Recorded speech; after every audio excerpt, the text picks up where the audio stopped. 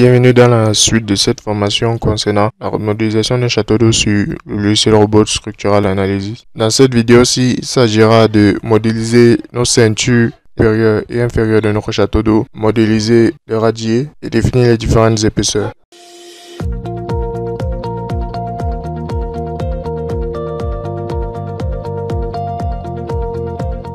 Déjà, commençons par définir nos ceintures supérieures et inférieures. Grâce à l'outil Objet, Arc de cercle, on discrétise et on met le nombre de bords à 64. On choisit le mode de définition centre rayon. On définit les coordonnées du point de centre. Ici 0,030 et on définit le rayon 19,5 et on crée. Bon, une fois que c'est fait, nous allons sélectionner notre réservoir. Et comme dans la vidéo précédente, utiliser l'outil de révolution pour créer notre réservoir qui devient un objet de révolution en 3D.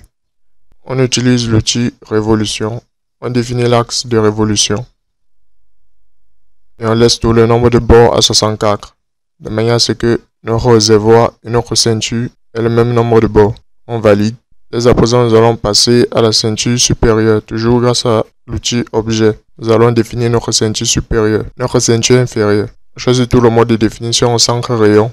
Et on discrétise, on laisse tout le nombre 64. On valide créer des barres et on ancre les coordonnées du point de centre et le rayon qui est ici de 4,5 mètres. Une fois que c'est fait, on applique et voilà. Nous allons donc définir maintenant notre flux, toujours grâce à l'outil révolution. On définit l'axe de révolution, toujours le même nombre de bords 64 et on obtient ici notre flux. Nous allons à la base du flux définir nos longrines. Toujours grâce au cercle, on définit le centre, le rayon, le nombre de bords toujours à 64 et on valide créer des barres. On applique et voilà. Nous allons ainsi déterminer la modélisation de la partie supérieure de notre château d'eau avec ces différentes ceintures. On vérifie que la structure n'a pas de problème. Bon, ici on est nœud isolé mais il n'y a pas de problème. Nous allons mettre notre radier et ce problème sera réglé. Grâce à l'outil dalle, grâce à l'outil plancher nous allons définir notre radier.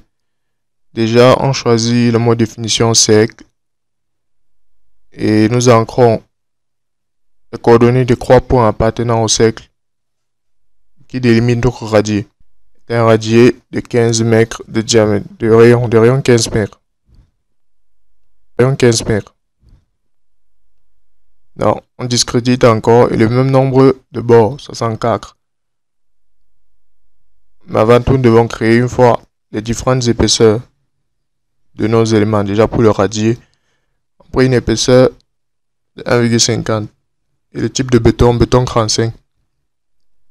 On affecte une couleur et on crée. On passe ainsi de suite pour les différents éléments de notre château d'eau. Pour le fût, mettons 30 cm. On définit la couleur, béton 35 toujours et on ajoute.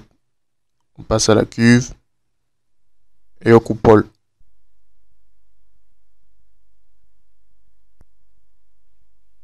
Une fois que c'est fait, on affecte l'épaisseur à notre radier et on applique.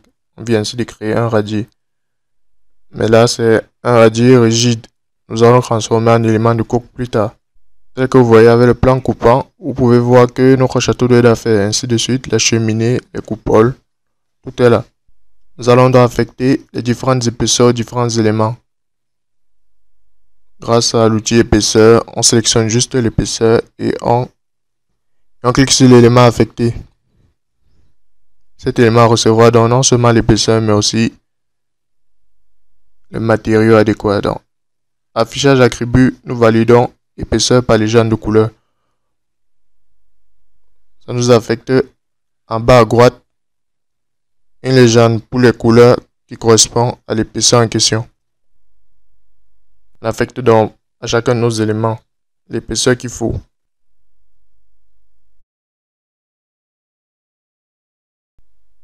Une fois que c'est fait, on valide, ok. Tous nos éléments sont affectés. Bon, nous sélectionnons donc notre radier, on va l'affecter des appuis par encasquement grâce à l'outil appui. Ok. Nous allons donc affecter à nos différentes poutres de nos différentes ceintures la section définitive. Pour cela, nous allons d'abord créer ces différentes sections dans l'outil barre. pour creux armé. Et juste à côté des sections, il y a les 3 points. On clique dessus. Ça nous amène dans l'onglet nouvelle section. Et nous allons créer nos différentes sections. Là, affecter une couleur, un matériau et un nom. Pour la coupole supérieure, nous sommes à 40 x 90. Pour notre longrine, nous sommes à 50 x 120. On affecte une couleur. Et pour notre coupole inférieure, nous sommes à 30 x 50.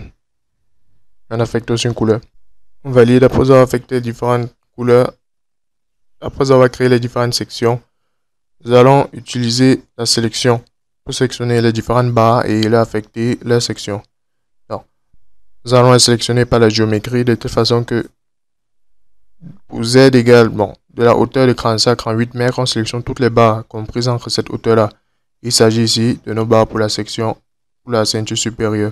On leur affecte leur section grâce à l'outil profilé et on continue. On exécute la même procédure pour les barres de la ceinture inférieure. On les sélectionne et on affecte leur section. Et ainsi de suite pour les barres de la longrine.